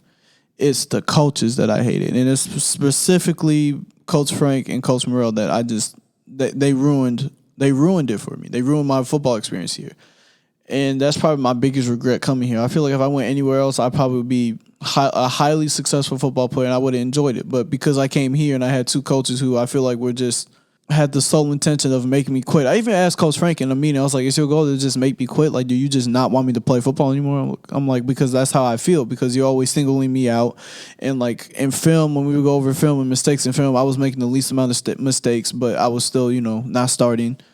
And then like, there's another incident with Morrell where me and Jalen are talking, but I'm talking to Jalen about a coverage because we're going over the coverage right now on the field, and he asked me a question, and I'm explaining it to him, and Morrell comes up behind me. He's like, see, this is why you don't fucking play, because you can't pay attention. How can I trust you if you don't know what's going on? And it's like, well, if you had took the time to actually listen to the conversation, you would have realized that I'm literally explaining what's going on to my friend, to Jalen, at this very moment. But again, like I just feel like they had some type of vendetta against me. They just didn't want me to play. Like I feel like they just come to find out a lot. Like I found this out even about what was true in me in high school, that like the coaches didn't like my dad because my dad was so involved to the point where like he would, like if he felt like I was being wrong, he would say something to the coaches. And so like in high school, like my defensive coordinator didn't like my dad. So instead of, being fair to me, he decided to take out his dislike for my dad on me. And so like my mom said that the same thing happened at Wabash, that they got tired of my dad always like complaining that I should be playing even though I wasn't, which I also felt was fair. And so they ended up taking it out on me, which I feel like it's bullshit, but it is what it is. And I'm not gonna lie, quitting football is it's definitely one of the best experiences. Not experiences, best decision that I made when I like coming here. Like I wish I had quit sooner, to be honest, but not only so, like football was just going completely terrible. Not to mention, I'm still trying to deal with my breakup because I really haven't had time to deal with it. I was thinking about it all the time, but it was more sort of like, damn, I really miss this person, because not only was she my girlfriend, she was like my best friend. She was the one I was telling everything to, and so at this point, I'm just really, really going downhill, and it's like it's getting tough to like getting out of bed was tough for me. I would have like panic attacks in the morning trying to get up. Like I was going through it. And thankfully the panic attacks have stopped. But so Thanksgiving break is like me at my lowest. Like I was at this point, I think I had written a suicide note. I think I had left a reminder about it in my room to like somebody, if like somebody would go through my room, they could find it. And I remember I think it was the day before Thanksgiving. I remember going to my dad's gun safe and just trying to get it open, because at that point I was through with life. Like I didn't want to live anymore. I won't lie. Like I was done with it. I wanted to open that gun safe. I don't know how. Like I don't like thinking back on it. It's just so crazy because it's like, why would I do that? But at that point, I felt like I was a disappointment to everybody I knew. Like they're like in my yearbook. So on my lock screen, I can read it to you. My government teacher, who was a black man who graduated from IU, he was a Kappa. He wrote, "Your name precedes you, destined for greatness before you were born. Much success in life." And that's because, like, my name is Andrew Young, which most people, when you hear that name, you think of the civil rights leader who was with Martin Luther King, who became the mayor of Atlanta. So, right. Like, a lot of people think about that, and it's like, okay. And like, I was this great student and great person. Everybody would like vouch for me as a leader, even though like my coaches might not see it, like the parents would see it, the other players would see it, and there were other coaches that would see it. And so it's like, I felt like I was letting everybody down, because it's like I'm supposed to be this great person, and everything that I had tried up in college so far, I was doing terrible in. I was improving in school a little bit, but at that point, that didn't matter to me. So thankfully, I couldn't get the gun safe open. But like at that point, I was through. Like I was ready to die. I was gonna kill myself. I was over it. I was over living because I felt the world would be better without me, which kind of seems silly to say, but I was just fed up. I had enough. But since I couldn't get the gun safe open, I was like, damn, well, maybe I should just, try and give it another shot, see what happens. And so I remember, so this was before we left for winter break. I remember we had 300 tests for track. And hold on, my bad. But I'm sorry to drop that on you because I know I've never you good. Like my mother, I'm just do your thing. like if I had talked about this a year ago, I think I would have cried. But I think I'm cool with it now. I've faced it. I think I can accept the fact that I tried to kill myself and it didn't happen, and I'm thankful it didn't happen. But so like going into track, we have these 300 tests, and I had only been working out with the track team for 2 weeks at this point. And so we do these 300 tests for the last day of practice, and then we go on break. And, Tyler Ramsey had the fastest time, I think. Franco had, I think, the second fastest time and everything. And all these people had, months of training ahead of me. And, I had taken, I want to say, a 2 or 3 week break after football season ended. And so it's my turn to run the 300 test. And, for those of y'all that don't know, before, my freshman year, I was terrible at track. My fastest time now in the open 4 is a 50 point. No. 51.23. Indoor 52.3. Indoor, my fastest time is a 51 something. But outdoor, my fastest time is a 50.3 in that range. But my freshman year, I was running outdoor. I was running 55s, and I had never ran above a 52 in my life before. Even though I didn't start running the 400 till my junior year in track. My junior year in high school, which was only my second year running track. But I just decided, I said, if I have to do this test, fuck it. Let's just, I didn't even think about it. I just ran. And I had the fastest time out of everybody. And you could tell, if you had looked at Coach Morgan's face, you could tell that he wasn't expecting that from me. One, because of the condition I was in. But two, I feel like he always knew I had, that kind of speed and power in the 400 in me. I could always be a good to great 400 runner. I just feel like he wasn't expecting me to have, that test figured out and run that time because, I wasn't in shape as the other guys were. And it's at that point, things started to click for me because, as you know, sophomore year is really a breakout year for me. That's second semester sophomore year is very important because that's when I started to prove to myself that, even though I had failed a whole bunch, even though things weren't going well, I was tough enough to just stick it out. And eventually things were going to click for me. I just needed to be patient with myself. And so, sophomore year, we finished indoor. We finished third in the 4x2, which we should have won, but Leon got tripped. That was terrible. Bro, we had... That shit still makes me mad to this day because we had the 400 record. Not the 400 record. You got the indoor record. We would have had the school record for the 4x2. Mm-hmm. We would have had the meet record for the 4x2, and we would have had the facility record for the 4x2. That's how fast we were moving. But Leon gets tripped. I think we came in fourth overall, but they disqualify Ohio Wesleyan because again they tripped us. So we end up getting third, which top 3 at conference play is an all conference runner. So I was all conference in the 4x2, and then the 4x4 came in second, so all conference in the 4x4. And we had, as a team, we had one conference. That was great. I felt great. I was on top of the moon. I felt like that shit was fun. And then I couldn't wait to get the outdoor. And the outdoor comes, and I'm building on top of my success. So now, again, we come in, I think I was only one time all conference in the 4x4, which we came in second again, which is fried. But, I actually placed, I think I placed 8th in the 400 in the open 4, which from going from not even running that conference at all and just being there as an alternate for the 4x4 to placing 8th in conference and being an all conference runner, that's a huge jump. I don't think people understand that. That really boosted my confidence in myself. But I think the main thing, which is something that Coach Morgan always says, which sticks with me, which is I think is the most important thing for a leader to do, which is inspire. But his big thing is, which he said in a team meeting, I think 2 weeks ago. Earn your point? No, not even earn your point. No. He talks about how, so basically he says, borrow my confidence in you until you find your confidence in yourself. And that's something that's big. That was huge for me, because even though I had been ass so far running with him, he still saw my potential, and he saw, he was still able to have faith and believe in my ability, even though I wasn't necessarily able to believe in myself. And that's a huge thing that would pull me out of my depression, which, I mean, I don't really suffer from it now, but like junior year, it was kind of hard because it would come in and out, because I was still, there's still a lot of shit going on. But that would be like something major that would pull me out. And I don't think he I've never told him about.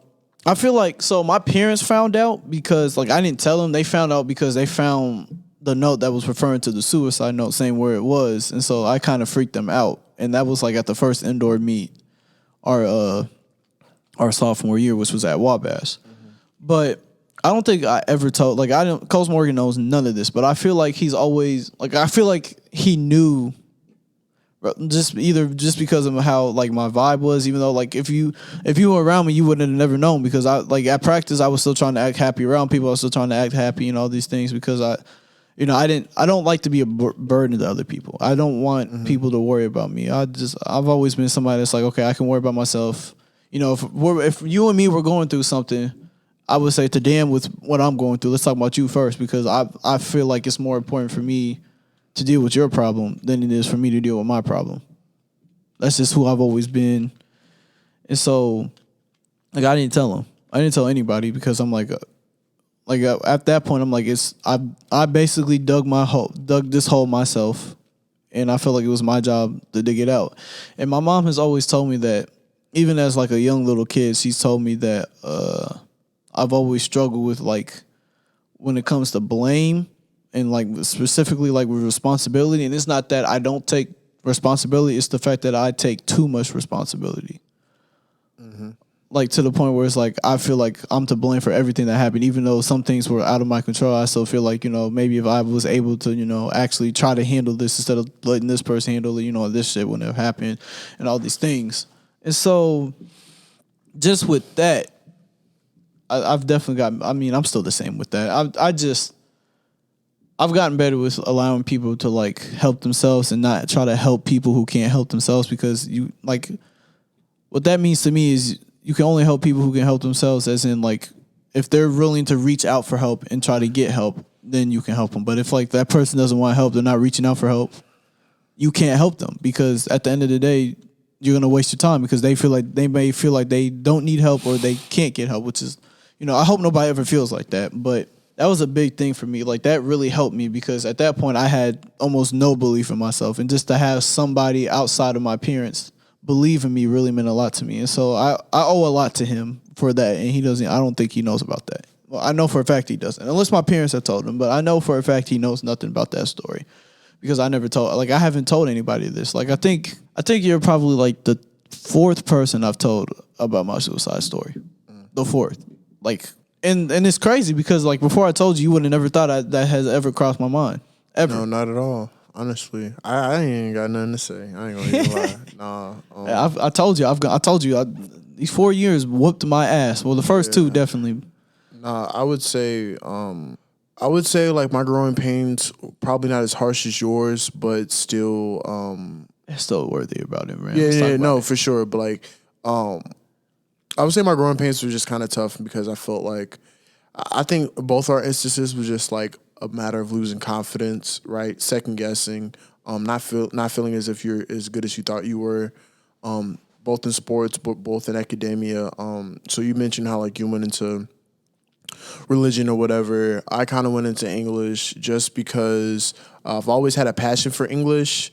But coming to a prestigious college like Wabash, right, where they do a great job in, I don't want to call it propaganda, because it always kind of has a negative connotation. Just say marketing. They do a very good job in marketing the idea of, when people graduate from here, they become business owners, they become CEOs, they become people that make six figures. They're the people that you want to be in life, right? Which, exactly. It's fraud, because after these 4 years, after being here for 4 years, it's we live in a capitalistic society, Right. and coming in here, I'm like all about trying to make money and shit, and it's like now it's like, man, fuck that shit. Right. Like I understand the dilemma that No Name talks about a lot, where it's like she wants to see the fall of capitalism, but at the same time, like being a rapper, that's something she still cares about making her money and everything like that. Right.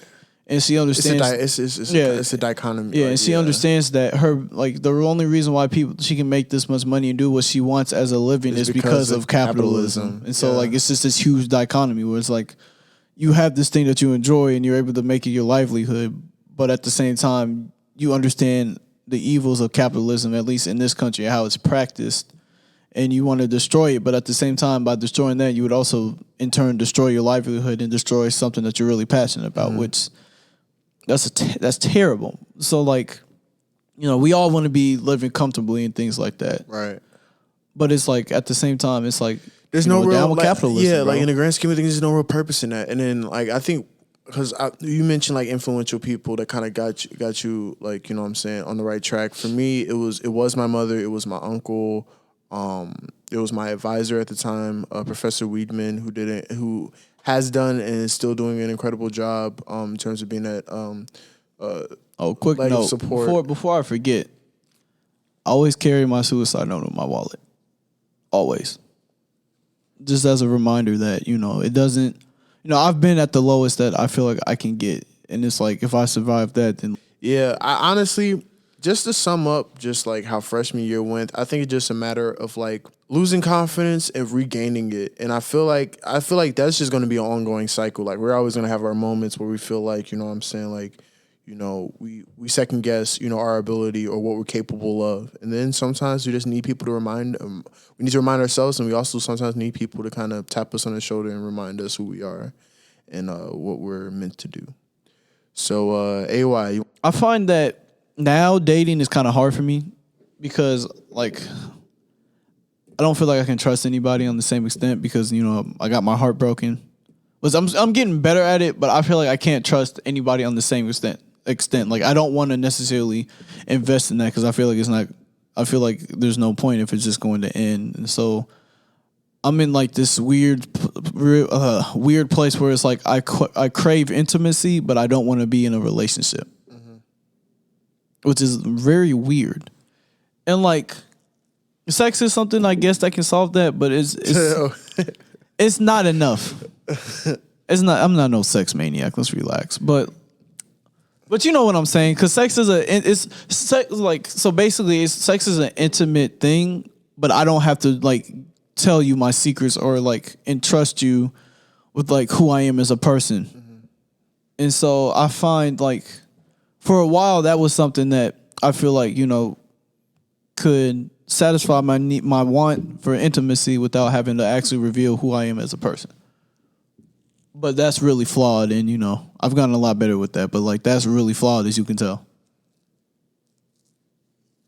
Why are you so quiet, bro? Man, because you scaring me with this quietness. No. I understand I'm dropping a lot of bombs on you that you never knew about me and shit, and like people who listen to this aren't gonna really know about this shit. Like I understand that, but like you don't gotta be quiet, man. Like you over there twitching, twiddling your thumbs and shit. I'm like, damn, I forgot. I never told this man this shit. He's about to. I'm like, damn, he's nervous. I thought you would come over here, come give me a hug. Like, damn, bro, I didn't even know you going through all that. I'm a very. That's the point, though. I'm just very shy dude. So like, and I enjoy listening more than I enjoy talking myself. So yeah, I can kind of say I agree with the whole dating aspect in terms of the dynamic of kind of trying to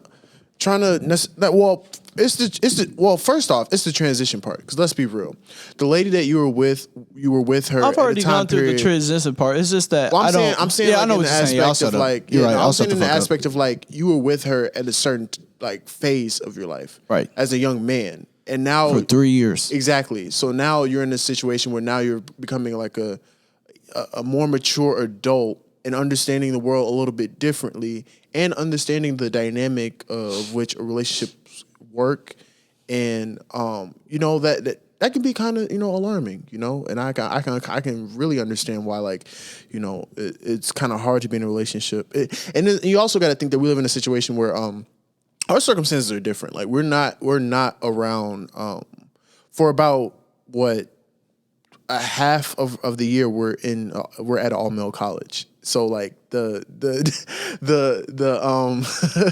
dynamic of Don't come here. If you a prospect student, do not come here. There's no girls. You're gonna be so sad. Even if you got a girlfriend right now, don't fucking do it. No, but I do think it does play a role in how you see relationships and how they may function in a particular way.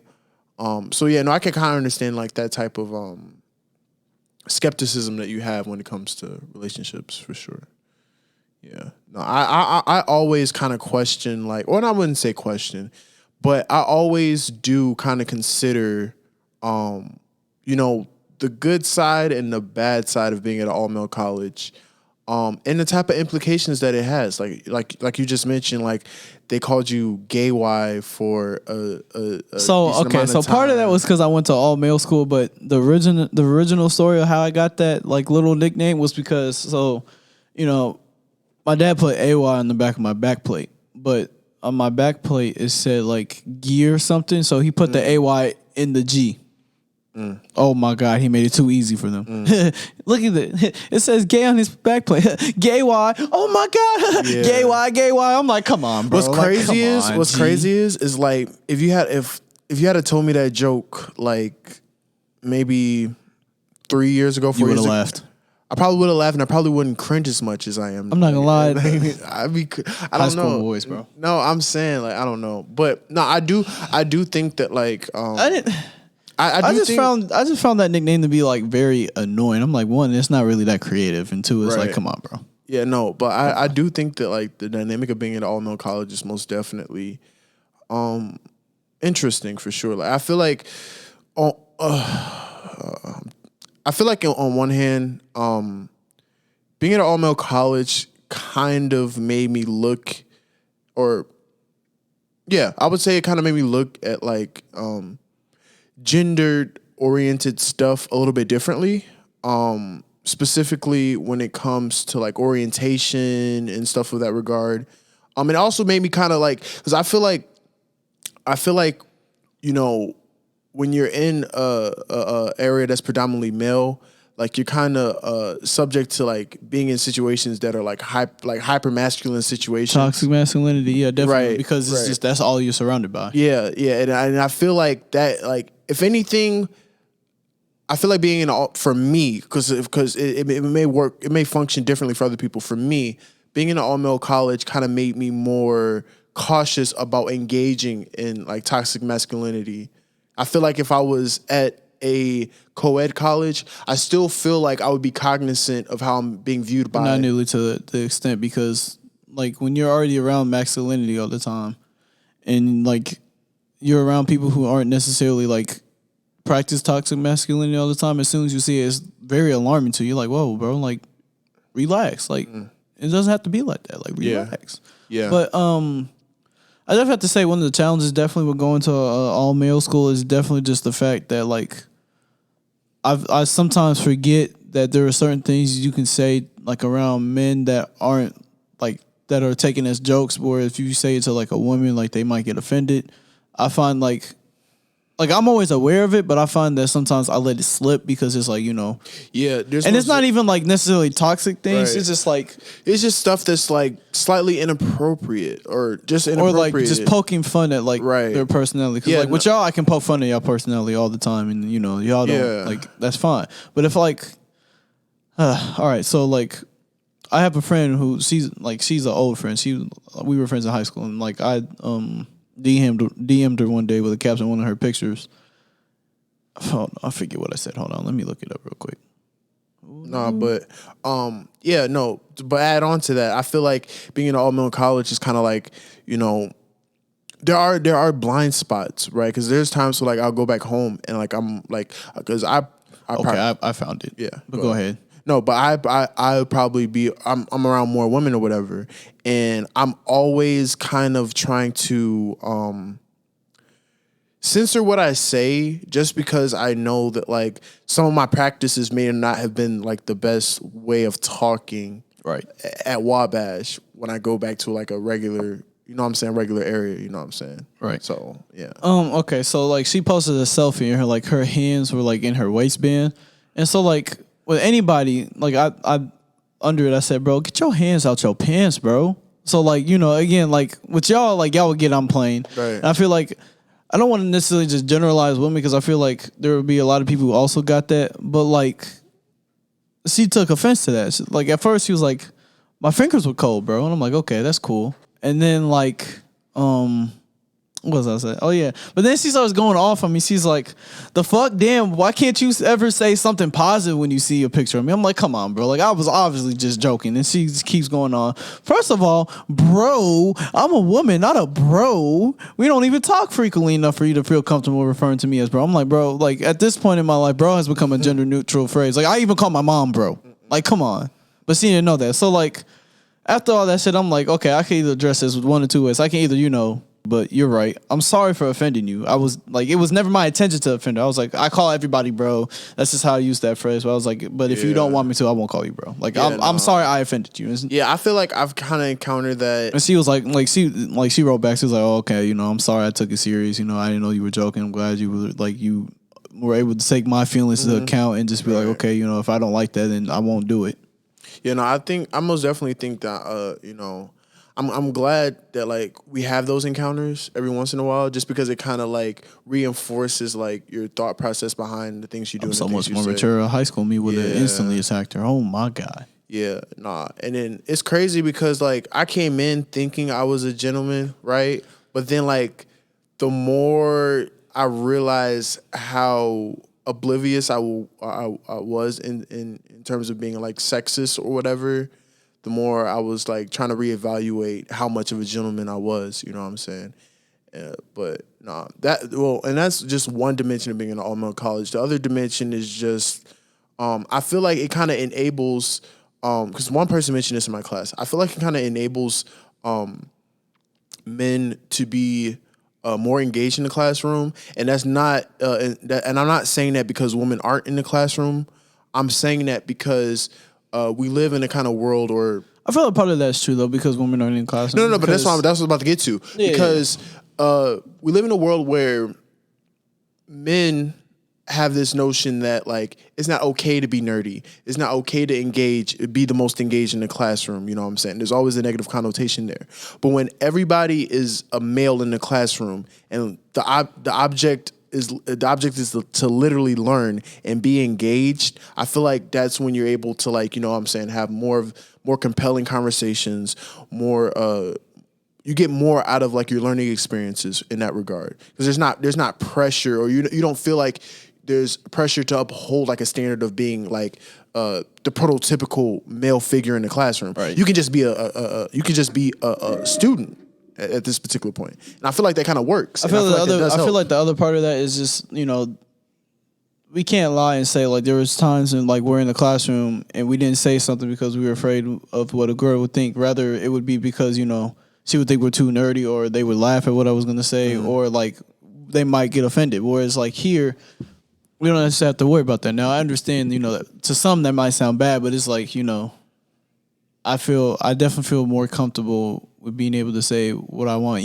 which is weird because even with like Professor Thomas, like that never really necessarily felt weird to me, which, shout out to, I said professor. She's going to kill me if she hears this because I said professor. Dr. Thomas. I'm sorry, Dr. Thomas. Dr. Thomas, because, she's a strong, intelligent black woman. She deserves the respect. Mm-hmm. You know how Malcolm X, always, like, even in like his Battle of the Bullet speech, he thanks Elijah Muhammad, even though they're like separated. He's no longer part of Islam. Nation of Islam. He still thanks Elijah Muhammad for everything he is and everything he knows. I feel like Nate Marshall and Sabrina Thomas, I feel like those are like my Elijah Muhammad in a sense. Like those are the people who really like open my eyes, and like that. Like I don't think they know this. I know Nate Marshall. I know both of them don't know this, but I feel like without them, I'm not who I am today because they're the ones who really opened my eyes to those problems, those situations, that history, and it's like, oh my God. Yeah, I feel like they're responsible for my radicalization. No, I most definitely feel like those two Dr. Thomas and Professor Marshall. I had to say their full names just because, why not? Yeah. When we said Elijah Muhammad, it was going in the same row. Right. I hope, Dr. Thomas, you listening to this, I'm sorry. I don't mean any disrespect by it. But also, hey, I'm probably going to email you in a couple of days and try to get it together episode, which I feel like you'll really like the idea of, and I feel like you could really get behind it. Rather you're here in person or we zoom it in, that's still up to me and Malcolm and you to talk about. But yeah, I'm going to hit you up.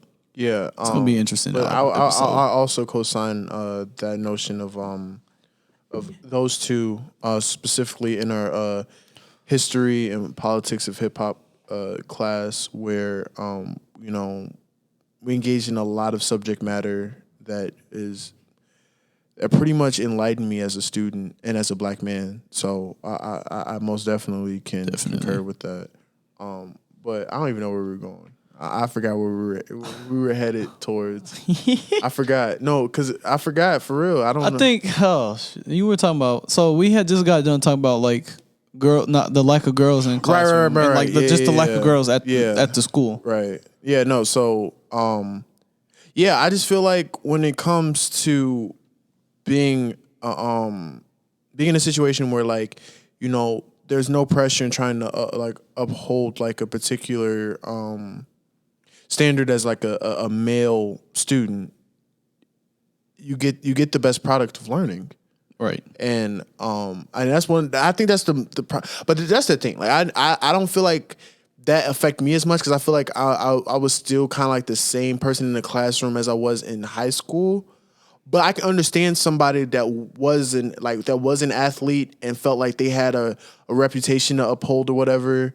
That kind of have like less pressure on them in this Wabash environment. So that's one major positive I can say about being an all-male being at an all-male college for sure.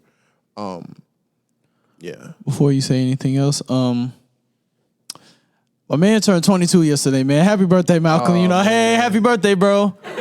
Ah, damn, that's the wrong one. Fuck. There it is. Hey, happy birthday, Malcolm. Yeah, the big deuce, nigga. Yeah. Deuce. Nah, I yesterday was actually a very good birthday. What'd you get for your birthday, man? Oh man, my roommates. Are those beat solos right there that I see?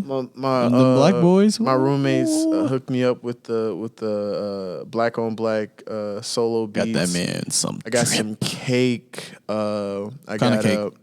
I got a chocolate cake with a vanilla ice. These are important details. Remember that. I also received an Amazon gift card that will probably pay off my Amazon Prime membership for 3 months. So that's really dope. I also had an opportunity, one of my other roommates also gave me a J. Cole poster. You know what I'm saying? And J. Cole is my favorite artist, one of my favorite artists ever. Radical fan. Whatever, so that was a huge deal. Kendrick is better, but we'll get into that in another episode. Next episode. Maybe we'll see. We'll have to talk about it. But no, it was a great. It was. I think the thing I enjoyed the most was just spending time with my roommates. You know what I'm saying, and I have an opportunity to just chop it up with them, and have just kick back and relax. I mean, granted.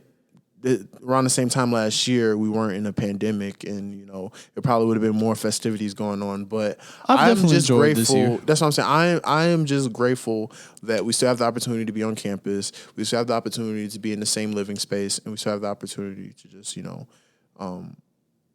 be around each other for sure. So yeah, my birthday was incredible. I got a lot of love. It was actually very overwhelming how much love I got from old friends. Old faculty members now at Wabash, people I looked up to here at Wabash, and people I looked up to back at home, family members, everybody. Like it was very overwhelming, and this is one of the.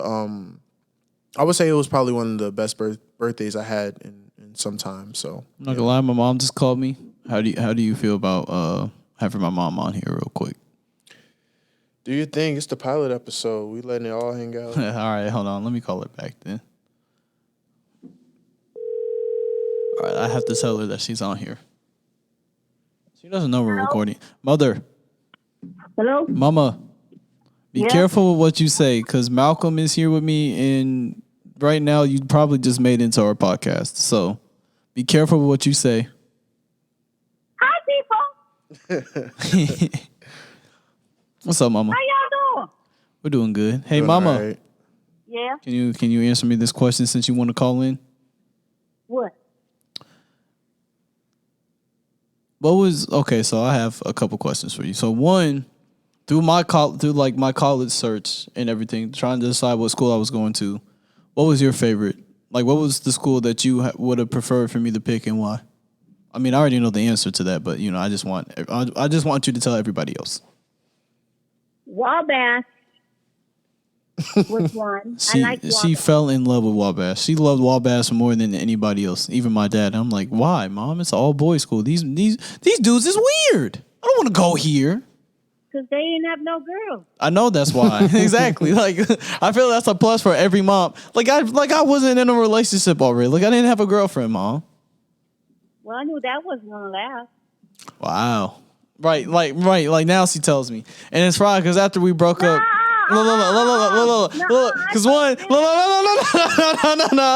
one, she was shocked that we had broke up when we did for one, and two, after we had broke up, I don't know if she was telling me this just to make me feel better, but she said I feel like y'all will get back together. Which, I mean, if it happens, it happens, but I'm not worried about that. I used to like, I remember when it first happened, I used to sit up and think, I wish it would happen, but now I don't care. It is what it is. Like, she's in another relationship now.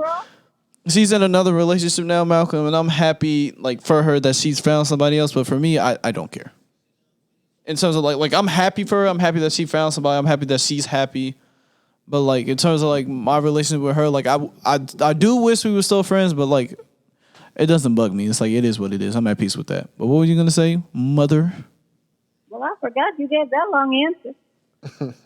You was talking about why you chose, like, why Wabash was. You said Wabash was one of the preferred. You really like Wabash, but then you would get into other schools. I didn't see any other schools that I really liked. I only went to Wabash and Mount St. Joseph. Did you like Mount St. Joseph? Not really. Why not? Because they had co-ed dorms. That's why you giving such mother answers. What's wrong with that? Well, it was too far. 2.5 hours not that bad. Yes, it is. It's not as nice as 45 minutes away from home. I'm not gonna lie. I definitely like when I was first looking at colleges, I was trying to get out the state. I was trying to get as far away from possible. I'm not gonna lie. I'm glad I kind of stayed like 45 minutes away from home because there's so much stuff that I can just go and pick up if I need something. It's like, dang, I need this right now. I can go home and get it. It's so much more convenient. No. Mm-mm. Just saying it's like I haven't done that. Yes, you have. That's the point. That's what I said. I said I've done this before. I'm saying that's the advantage of staying so close to home is that if I'm only like 45 minutes away from home, that's not that bad of a drive. Just go there, pick up whatever I need, come back. Well, I like Wabash because there were no girls and all the opportunities. No girls. Wow. Well, yeah. What is wrong with you?